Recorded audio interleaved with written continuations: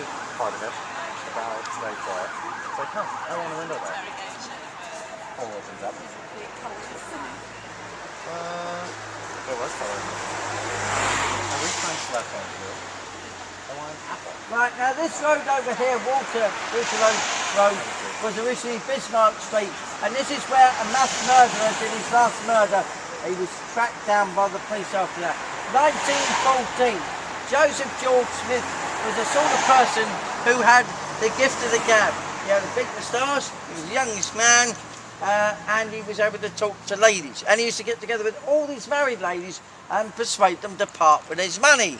He married 3 ladies, got them to have a medical, then they were found dead in the bath, and it was natural causes. But he was using aliases. One in Southsea, one in Birmingham, and then there was one at Hastings, I think. And he ended up with this one. And the families all noticed, though there were different names, something similar from one murder to the next. So always a medical checkup, always dying in the bath. Now people in Victorian times didn't normally have a bath in the house. You went to the bathhouse in the street and paid your money. But he bought a bath and put it in the house. And so they brought in, it was one of the first times they used scientific knowledge, because science being used in crime detection was very new. In Victorian times, police weren't allowed to do it in England. Queen Victoria said, these continental and scientific means are not British. You know, it interfered with a gentleman's rights, so she wouldn't have it. But by 1914 they did. And they brought in this man called Spilsby. And he got a nurse in a bathing suit and he experimented.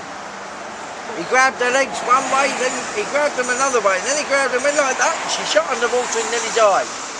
He had no real proof that's what happened, but he presented it to the jury and they liked his thesis, so they convicted Smith and he was hanged, 1914. He lived upstairs at number 14 here.